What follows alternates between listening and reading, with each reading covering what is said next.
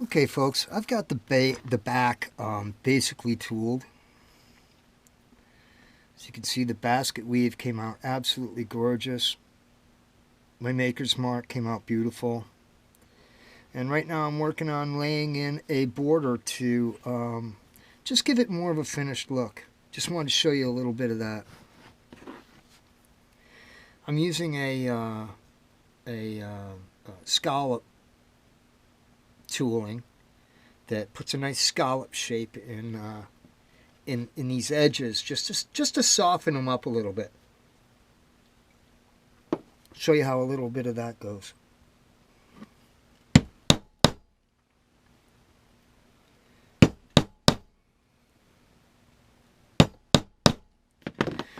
You can see how this is kind of a hard edge here with an empty space. Okay, see, you'll see how nice this scallop fills this in.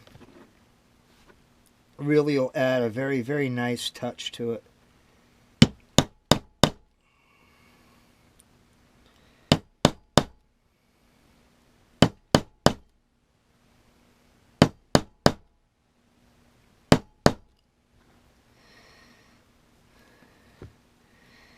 When I get in the corner here, like that there, I don't know what to do, but I got an idea. How about I flip it around? No, I don't like that idea. I'm just going to lay one in there anyhow. And it worked out great. And we'll just continue down and around.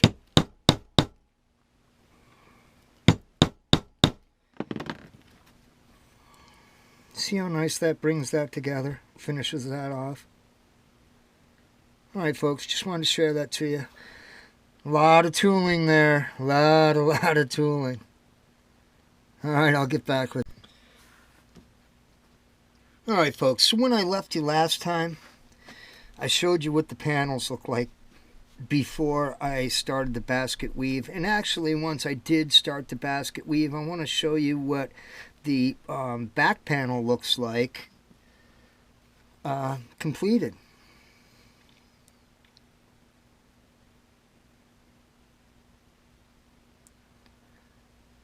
Okay.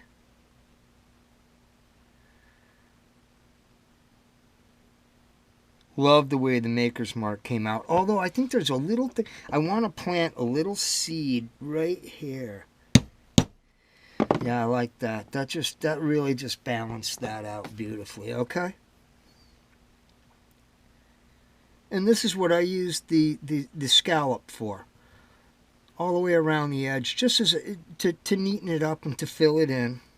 And I think it came out wonderful. So, with that being said, guess what? We got a lot of work to do. Okay?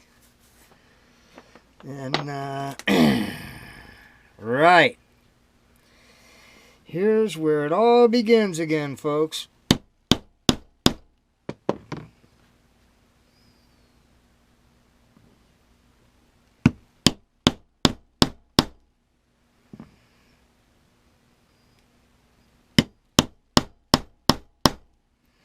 All right, I'll get back with you. After a lot of tooling, boy, we've got some beautiful, beautiful pieces here to work with. I just want to show you. Man, oh man. Okay. Here's the back. All right. Maybe we got a little bit of dust on that lens.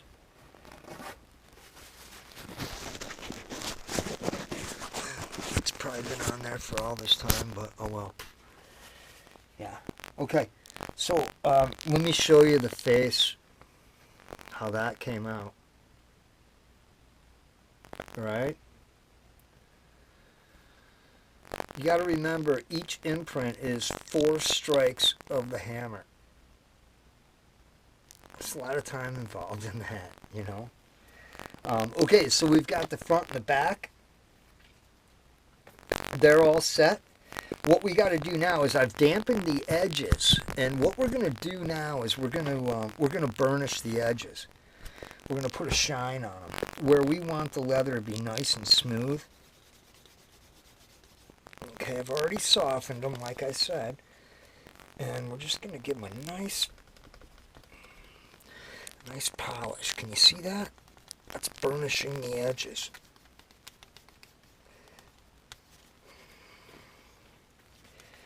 Boy, they come out just beautiful. If you get the moisture content right,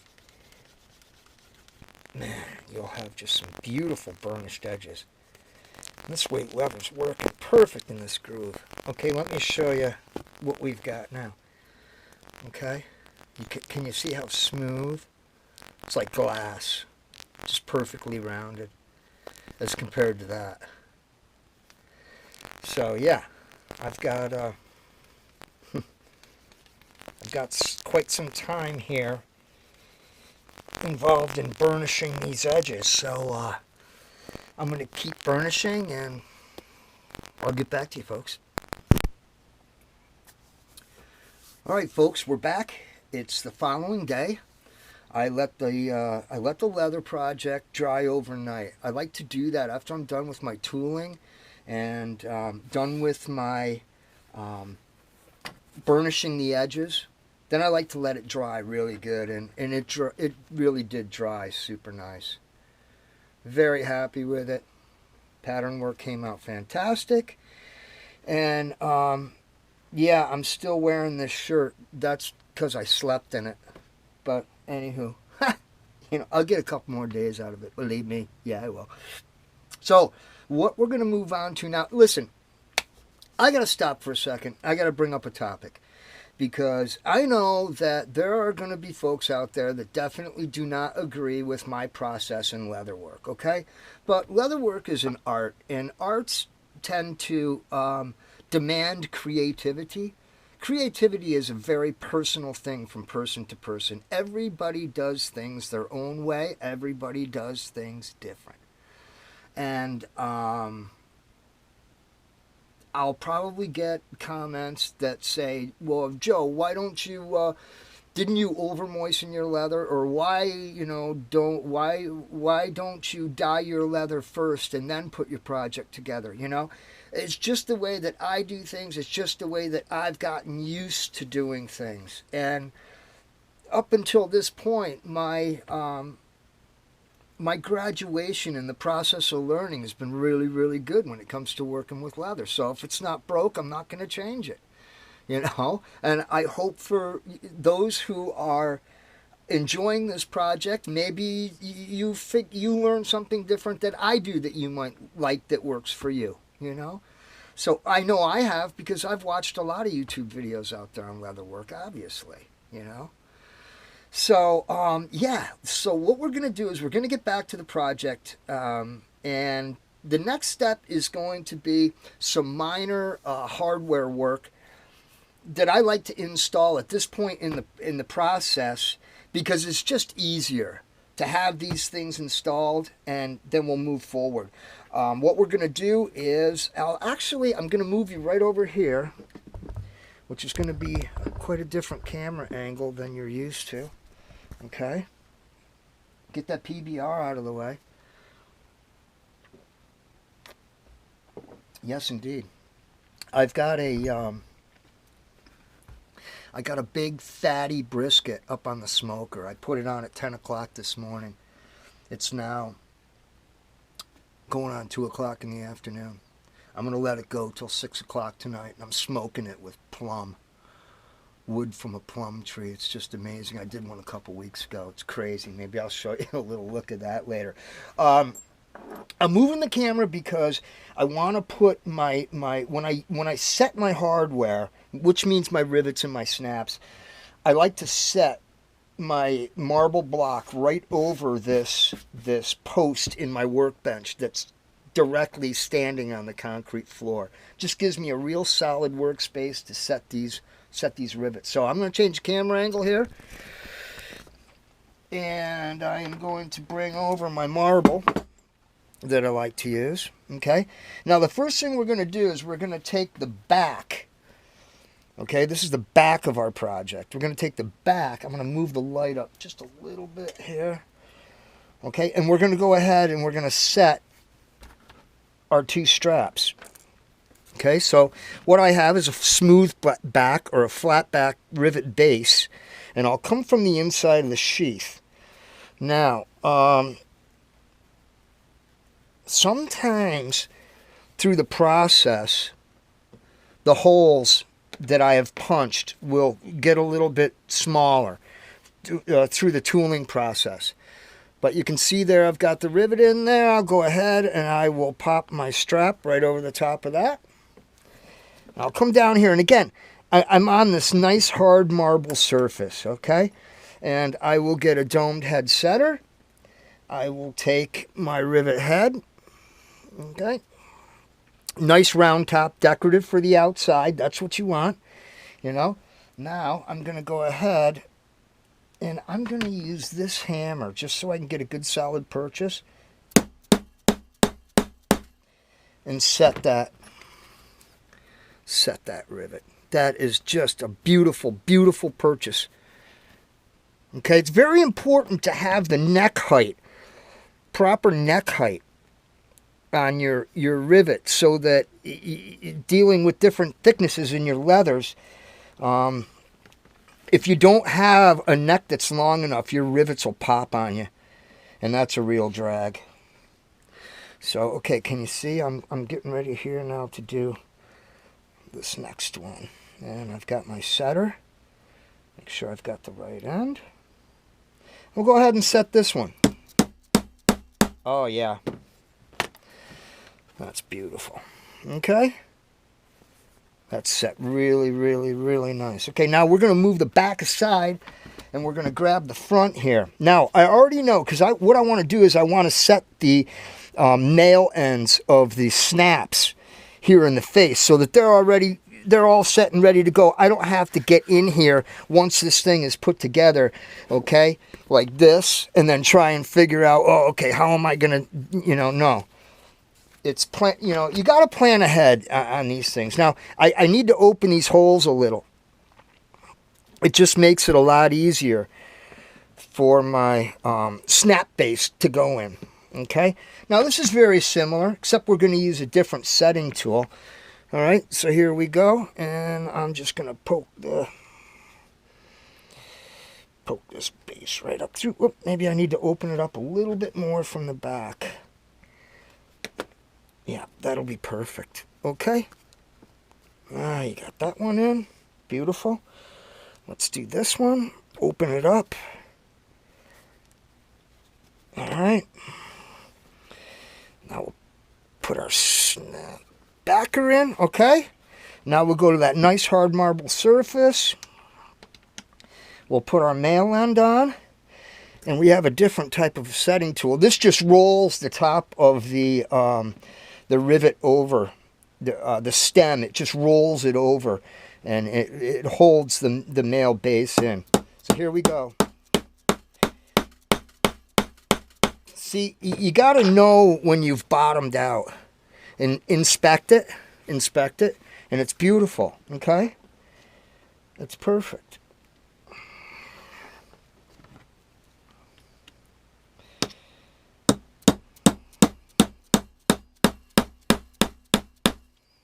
Okay, again, perfect. Okay, now we've got those set. We've got our female ends are ready to go, but they're going to be going on our straps. So at this point, we don't have to be concerned about that. Once we get the sheath together, then I will do an allowance that I have created for the top of the blade here on the sheath in the length of the straps. Okay, and then once that's figured out, then I'll go ahead and mark where I want to put the female ends of the snaps. So, and again, for our buddy Al,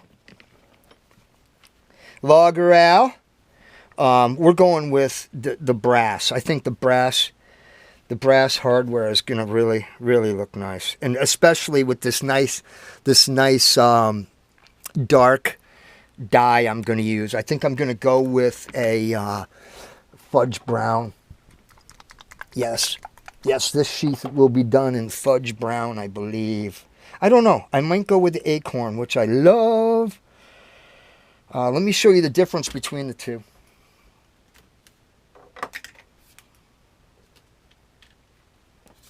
There's the fudge brown.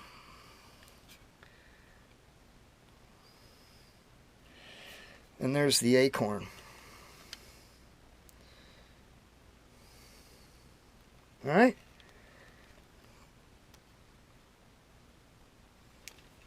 So yeah, we're going to keep rolling on this project. It's Sunday afternoon.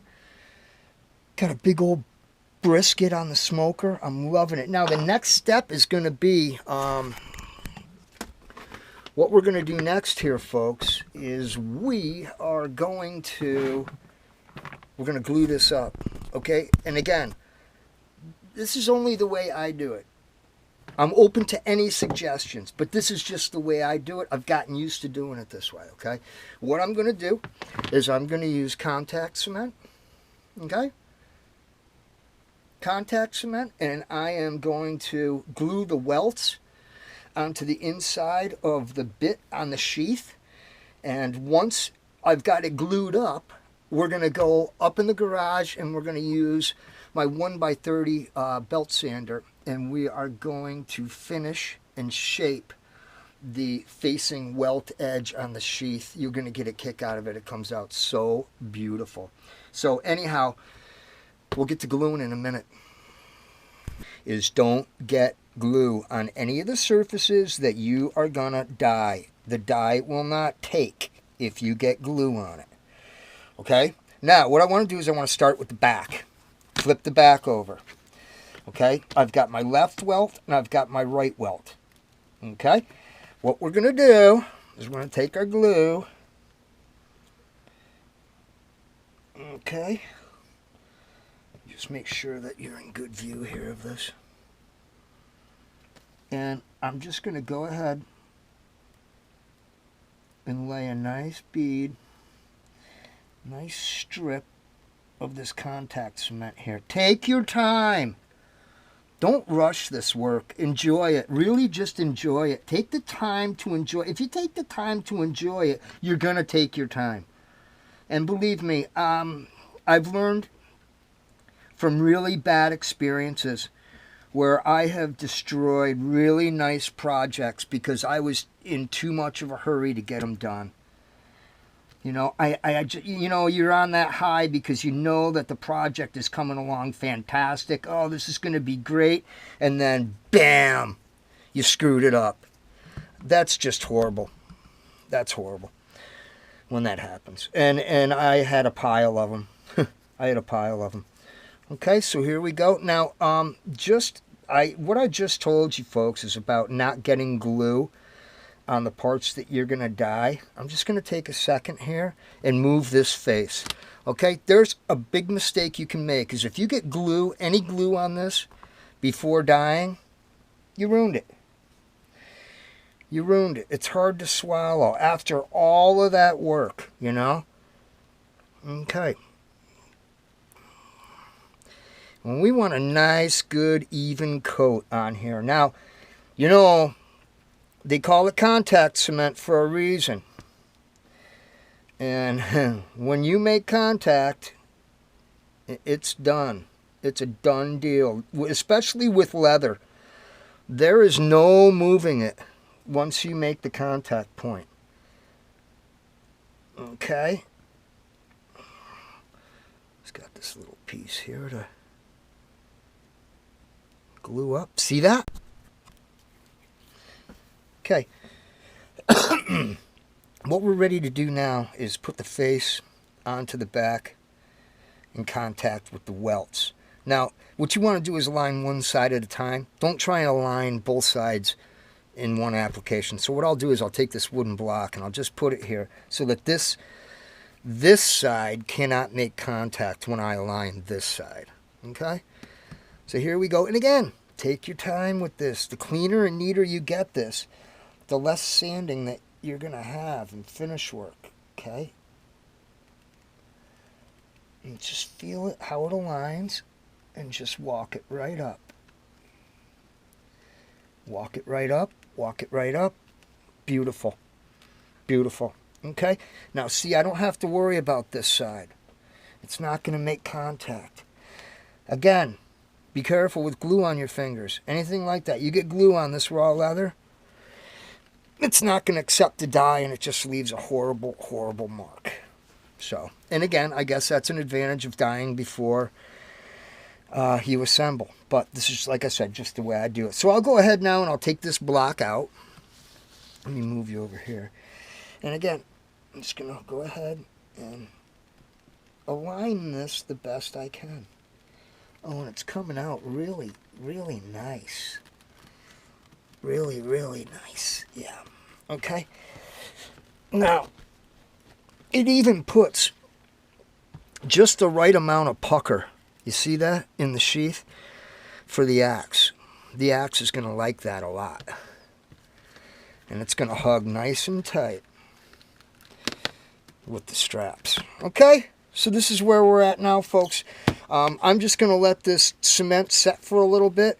And then we're going to go up in the garage. And we're going to finish our welt edges here, okay? You see how that's uneven? You know, that'll be absolutely perfectly smooth and level when we get done with a little work on the old 1x30. All right? So I'll take you up for a little bit in that and see you in the garage.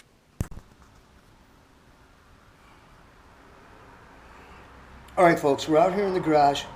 Here's my 1x30. Got the sheath here. I'll place that in a nice safe spot.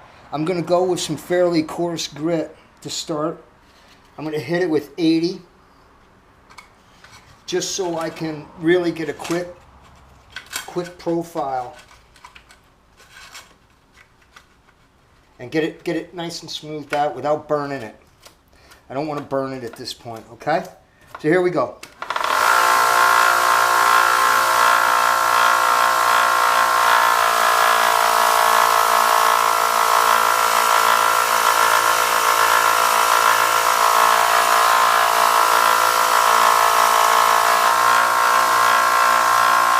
Burning it a little bit, but that's not a big deal. Not at this point.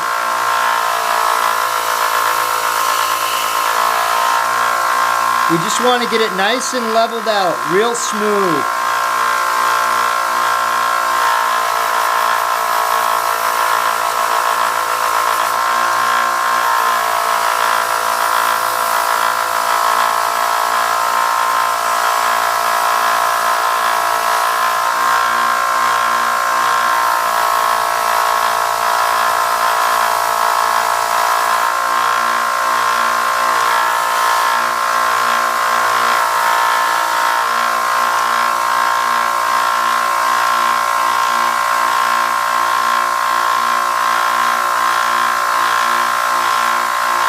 I'm just going to clean this up here on the top.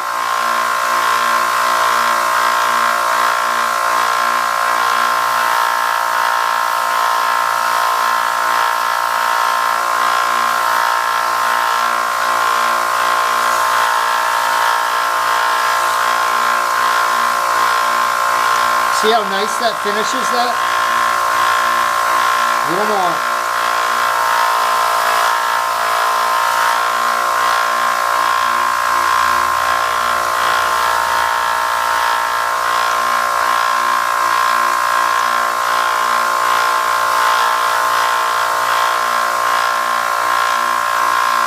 Nice and rounded.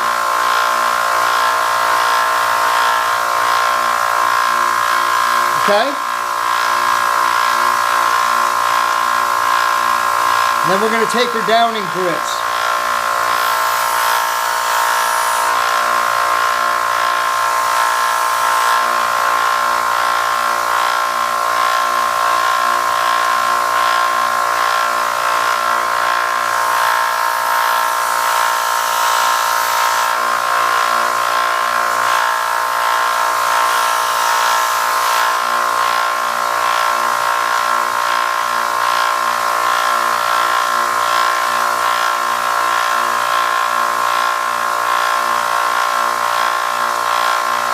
I'm going to go ahead and do this other side. Here's a comparison. That's just glued. Here's a comparison. This is just glued. See how uneven it is? But it's the best I could do. It's the best, you know. You get it as close as you can. And then, when you sand it, It is amazing. Now this is with rough with the 80. I'm going to go ahead and 80 this side, and I'll get back to you because I'm going to go ahead and 80, then I'm going to 120, and then I'm going to go to like 220. And I'll get back with you when I get up in that finer sandpaper. Okay, here we go. I got the 220 grit here. Gonna go ahead and pop that on the 1x30. Yeah, I know. I take all the guards off and all that safety stuff just so I can change my belts quick. I know. Go ahead in the comments. I'm not gonna say that anymore because I'm very fortunate that doesn't happen to me. Okay, so that's been through the 80 and the 120. And it's really looking great. Really super nice finished look, you know. Now we're going to go ahead and we're going to blast it with the 220. Then we'll take it downstairs, we'll moisten it, and then we'll go ahead and we will burnish it. These burnished edges really came out fantastic, and that's what this welt edge, the bit edge of the sheath is going to look like. All right, here we go.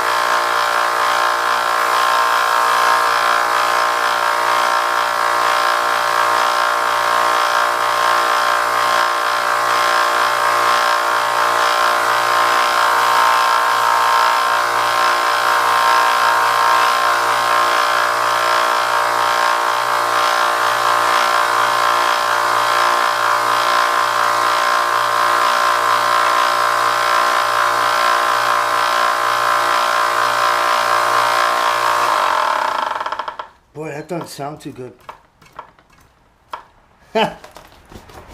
These things are great, I'll tell you. I get a lot of uses for them. Okay, so here we're at.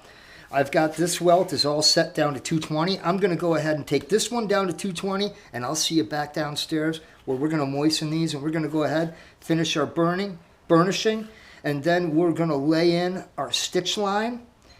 And we're going to lay in our stitch holes, and then we're going to come back, actually, and we will be using this little Dremel drill press here because I pre-drill every single one of my stitching holes. Just makes it easier for me because I use a speedy stitcher. So anyhow, I'm going to get this other side done, and I'll get back to you. It's here. I think it looks really great. I think it finishes the sheath. I think it makes it bulletproof, and I think it makes it look really super awesome for Mr. Dredsky. Yes, Logger Al. Hey, you guys want to see a real bucking bummer? I got my bucking shirt dirty. That bucking sucks. I guess a bucking is what it is, you know. It's going to happen, right? What happened? All right, back to business. Okay, so what we're going to do now is we're going to set up to put the rivets in the corners here to reinforce that. And we're going to shorten the material on our straps. Now, I've already set it up so that I've marked it and I know where I want to punch for my female end snaps, okay? And how I did that was I took this lovely pattern that I got from Billy, my buddy Billy or his mom calls him B. All right. Now, I have to take that, and I have to measure what I have at the strap point. And I had 2.5 inches. Okay? So, once again, Billy, thank you so much for supplying such a sweet pattern to me. And then I brought my ruler in at 2.5 inches, and I marked. Now this is, you know, this is really tricky to do a project like this, something that needs to fit, and you don't have that something here. You know, you're relying on a pattern, and that's all we can do at this point, and I'm sure this is going to work out great. So, like I said, I've already established my points that I'm going to punch. I'm just going to mark them a little bit better so that I can see them. Okay? And I'm going to go ahead and grab my punch. And this time, we're going to punch it from reverse instead of punching the face. Because I have an imprint. When I folded this over and decided where I needed to be, okay, I made an imprint by pressing on this, made an imprint in the strap. Okay, telling me where I need to put my hole. Okay, so here we go. All right, and we're gonna do one right over here too. Bam.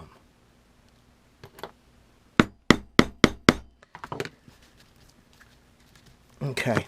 Now, what we're going to do is we're going to cut these off and we're going to chisel them. I call it chiseling, and that's what I did on the back. That's the way I finish it. More professional way to finish it is to have what they call a strap rounder. It's a die cut that you just take it, you put it on the end of your square strap, and you just whack it, and you get a perfect radius. Don't got one? I make this work. I call it the chisel. Okay? Now, what I'm going to do is go ahead and cut these off. Oh, that looks good. Yeah, and that looks good. I don't, you know, you don't have to measure everything. You know, this is leather work. Come on. So I go ahead and chisel these, you know. I like it. I like that look. It's not perfect at all. And I don't want it to be. Okay? Now I'm just going to go ahead and I'm going to take my my old trimmer here. And I'm just going to zip those real nice. And yeah, I'm going to go ahead and do the backside too. Okay?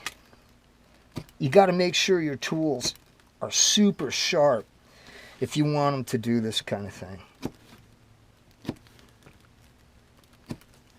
Okay, flip it over and we'll hit this one. Then what I'm going to do is go ahead and I will burnish this. But what we will do is we're going to go ahead and we're going to set our, we got to open that hole just like we did the last time. Just a little bit. You want them to fit tight so they're not sloppy and flopping around. See that? What a beautiful look. This is coming out super fantastic. I'm really happy. You know, I said to Sandy, I said, honey, you know, I'm getting better with every one. She says, I know, I can see it. I can see it. Okay, so, what a nice look, okay? We got to go ahead and set these. You already saw me set the male ends. It goes the same for the female ends. I'll come back when we're ready to punch and rivet our reinforcements on our bit.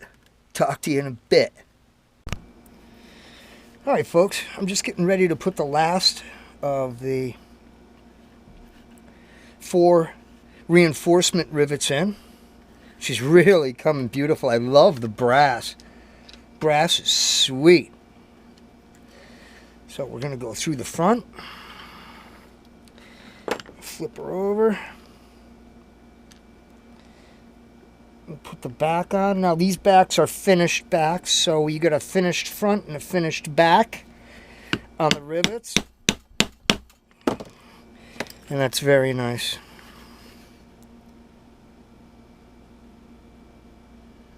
Very nice finished look. Okay, now what we're going to do next, I'm going to move you right over here. We are going to move on to setting up our stitching holes, okay? So let's move on to that. Yeah, okay.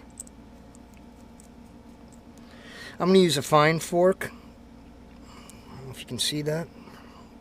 For my stitching markings. And, you know, some folks would say, well, why did you put your reinforcements rivets in now? Why didn't you stitch it first and then put your reinforcements in it? Well, that's because I don't do it that way. This is just the way I do it. I don't know why I keep thinking I have to disclaim, you know? I mean, it's crazy, because I really don't. It's just the way I do it. You know? If you dig it, you dig it. You don't, you don't. But I dig it, and it works great for me. And you're going to see that in this project.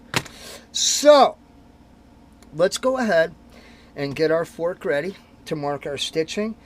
We're going to mark our stitch holes. Then we're going to go back up into the garage and we're going to pre-drill every single stitch hole. They just come out really nice that way. It's a lot easier for me to use a heavier needle in the Speedy Stitcher, and it enables me to use a 300-pound test braided waxed nylon thread that is beautiful. It's nice and heavy. So yeah, let's go ahead and start marking some stitching holes. What'd you think of that brisket, huh? Whew. That is going to be insane. Insane. Okay, here we go. All right, now obviously you're going to start from one end or the other.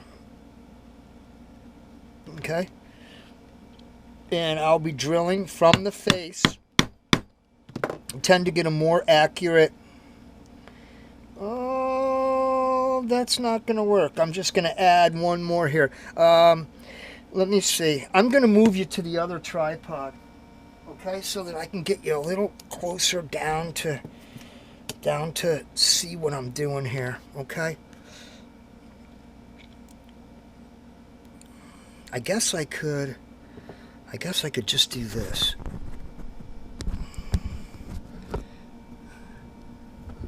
And I'll use this to hold up this.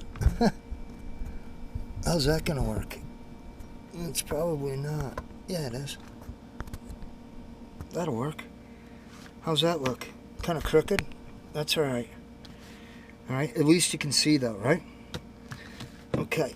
I'm going to point you down a little bit. All right, now my fork has 3 prongs. You always align with the last hole that you punched. Okay, now I can get away with one more punching of 3. Okay, but I don't necessarily want to punch 3 in that corner because it's a tight corner. I'm going to opt to finish that with a single punch. Okay, now we're going to come up to here, okay, and we're going to do the same thing. We're just going to walk our way down, okay? There's 3 stitch marks. Okay, we use the last hole. Okay, use the last hole. That keeps everything even.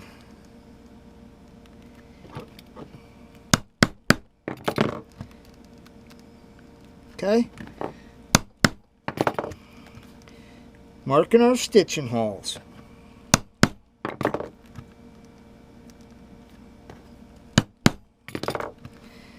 Yeah, buddy.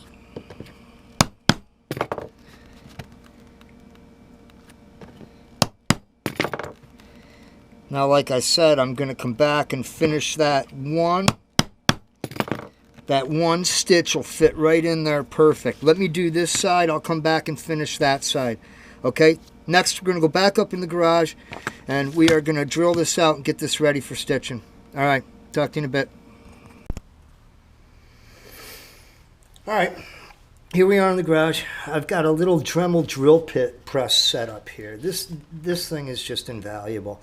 I love this piece of equipment. You just buy this little drill press stand as a you know, an extra. But it's very, very handy. I have found it to be fantastic, especially for this, because I like to drill, pre-drill all of my stitch marks, all of my stitch holes. So I wanted to show you how I do that. We just fire this puppy up. Now, what I try to do is I try to keep this piece of leather as square to the bit as possible, okay? So that I get a nice finish on the back, as close as I can.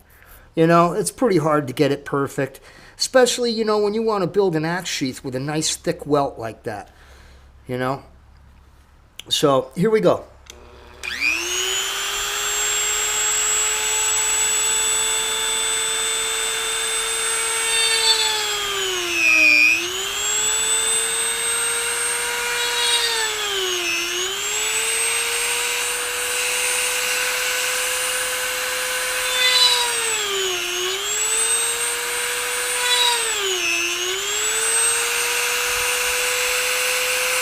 Probably not a good camera angle because my hand gets in the way, huh? Let's see how this will work.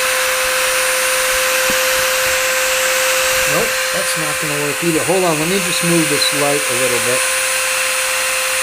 I'll put you right over here.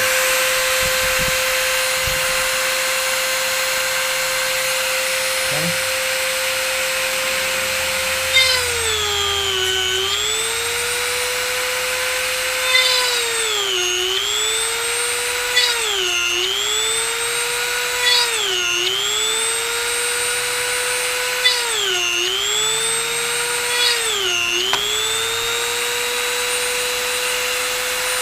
On the back side.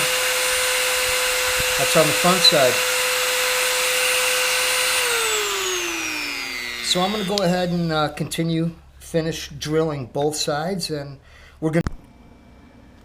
Okay folks, I got the Speedy Stitcher strung up here. If you're not familiar with it, what it is basically is a needle with an eye through it. Alright, and you put your line through. I use this heavy duty braided waxed cord, this waxed line. It's rated up to around 300 pounds. It's amazing stuff. So let me show you how I would like to stitch this.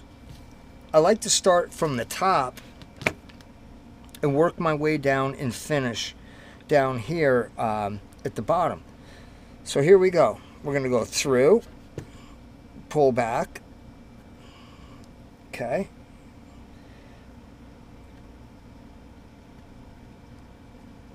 Alright, now what we have to do is put something in there so I could pull the line through, and I'll use an awl for this. I'll just slide it in there, pull my line back through, and this will pull the line through. Okay, now what we want to do is match our thread back up so that everything's even.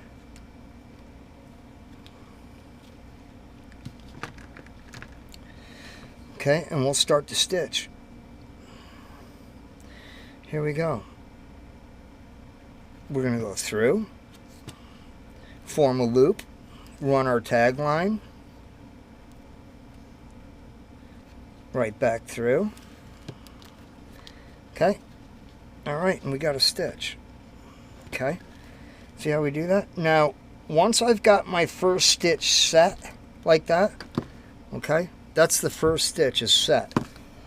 What I like to do, and what I need to do, and what I have to do is I have to put on these motorcycle gloves, these leather motorcycle gloves, because as I stitch this sheath, I will be drawing this thread very tight, and it will cut right through your hands if you don't wear some gloves. So I come back through, it forms a loop, I grab my tag end, back through, happy stitching. Okay, now I've got my two sides through. I'll pull it through on one side. Okay, I'll make sure it's in the middle. Okay, there's the first two stitches. I'll see you in about another 80 to 100 stitches. Alright folks, just getting finished up with the stitching here, and it's really coming out super nice. You want to get those stitches really nice.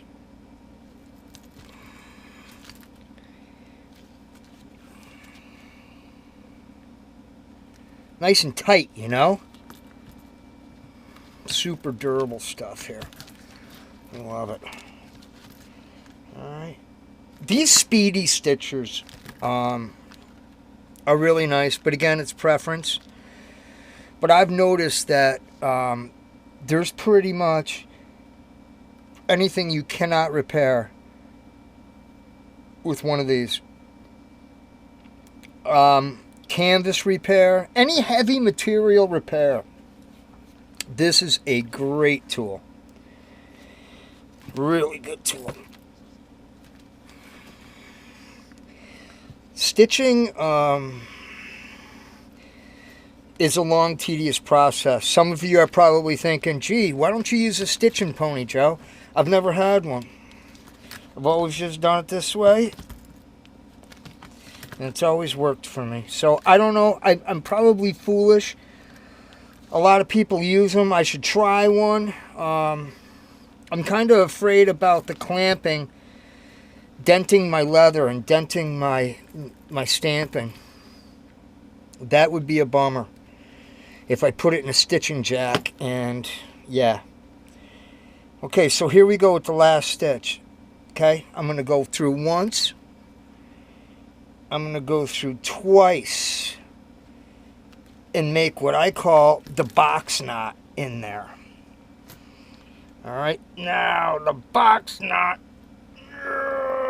Okay, I want to pull it all the way through the one side, and I'm going to pull it back through to the center now. There she goes. She's about center. Okay. That's it.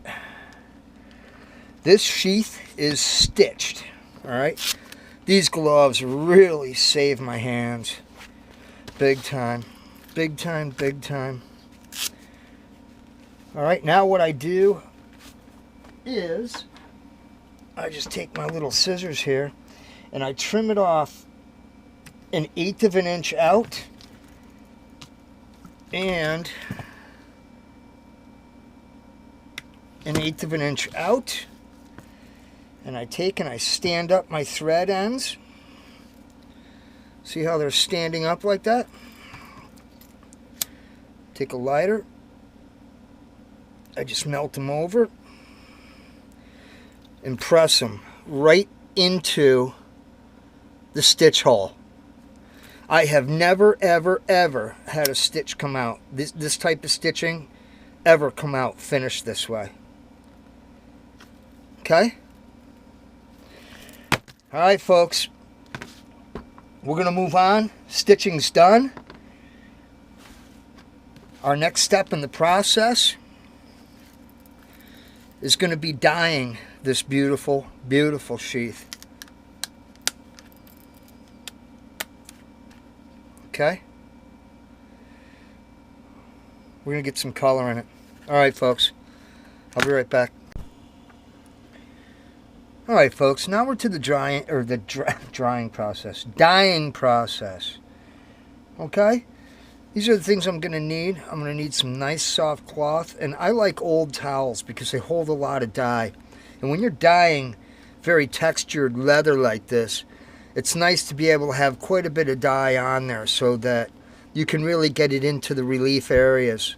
And that's very important about your finished product. If you don't take the time to really work the dye in, it won't be until later and you're done, you'll notice light spots and you'll have to go back and do it all over again. And that's not fun. So a thorough job at first gives you a fine finish. That was pretty good. I think I'll keep that. A thorough job at first will give you a fine finish. Brilliant. I just made that up and I love it. Okay. So here we go. I use I use rubber gloves for this process here, because this dial really raise havoc with hands like mine. My hands are all cracked and they go through hell, believe me. And if I die with no gloves on, I'm tattooed for a month anyhow. I've got a couple Q-tips here for tight areas, and I had a little bit of fudge brown left, and I had a container with some acorn. So I decided to mix them together, and I made a custom die for our friend Al. Huh, Al? What do you think, buddy? You good with a custom die? Here, your very own custom color. Not only are you getting a custom sheath, but you're getting your own custom color. Okay, folks, you ready? This is when the hard work really starts to pay off. Okay, we got a nice amount of dye on there. Here we go.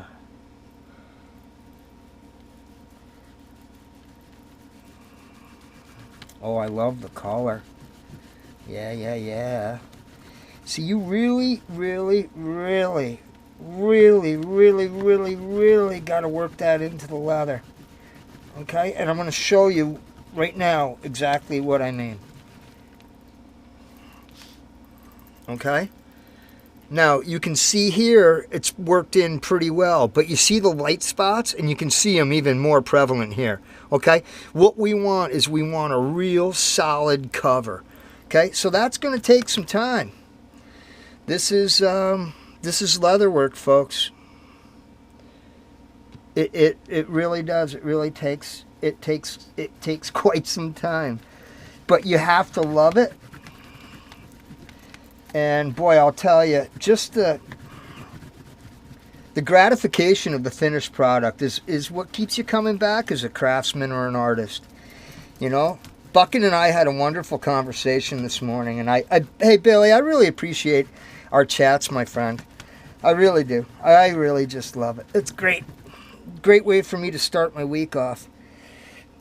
You know, if there's any spots that you're not sure about, hit them twice.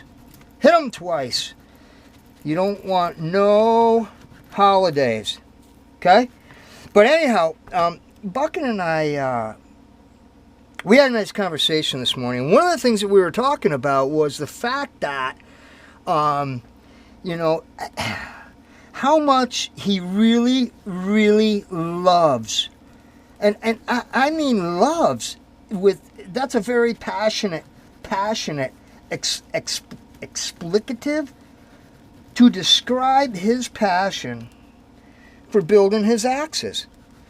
And Buckin and I share a lot in common, because we're also learning at the same time. You know, Buckin had shared the fact with me that, you know, anytime he would build an axe, he was building an axe for himself. It wasn't for anybody. And now that that's become quite the different situation, and he's building axe after axe after axe, every axe he builds, he's finding it more and more and more and more gratifying and rewarding. That's a great word too. Yeah, you know why that is? I said to him, I said, hey Buckin, I said, buddy, you know why that is? And he says, why? And I says, it's because we're getting god darn good at it. That's why it's so rewarding, is we're reaping the benefits of our efforts. You know, this stuff is not something you just learn overnight. You really don't. Oh boy. Al. Oh. Oh, your initials came out so nice, buddy. Alright, so look, folks. I'm just about done here with the faceplate. So I'm going to go ahead and finish this up on the faceplate. Get the rest. I love this color. Wow. All right, I'm going to go ahead and finish the dyeing, and I will get back to you because we're going to be coming to our finishing step. And our finishing step will be the finish coat that I use. I use an Ultra Sheen, and it's performed very well for me. And that's what I will use on this sheath. So anyhow, I'll get back to you in a bit when it's ready to shine this puppy up. All right, talk to you in a bit. All right, folks, I finished the process of applying the Super Sheen here. What this is it's a sealant, but it's a porous sealant for the leather. You can still use leather conditioners on top of this product, but it just seals in the dye is what it actually does. So it's very simple. It's like applying a liquid the thickness of water to the surface of the leather, and it dries fairly quick. So we're right here, folks, at the finishing stages of this piece of leatherwork. Now what we have left in front of us is to buff it. And I just want to show you how this looks after you buff this leather. This is I really love this step right here. This is great. Wait till you see how this leather comes up with the finish on it and being buffed. Oh yeah. All right, let's flip it over. Get some on this side. Well, I really appreciate you folks riding along for this whole entire process. It's like I said in the beginning of the video, I had plenty of requests that folks wanted to see more leather work, and they wanted to see a project start to finish. So this is what you got, okay? Let's build an axe sheath, right? Oh yeah. Look at how this leather just polishes right up, folks.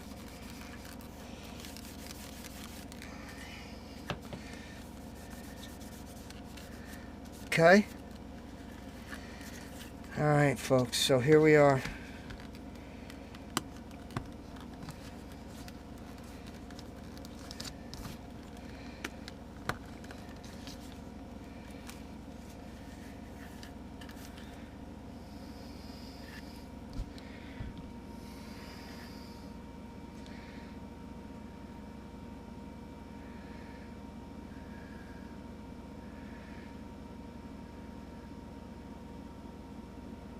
There you go, Al. My buddy Al. Here it is. Here's the finished product. Buckin, thank you so much, my friend, for allowing me to be part of this whole project and for giving me the opportunity to work with you in creating something like this. Okay, folks? And I hope you folks enjoyed, because I've really enjoyed doing this video. Alright.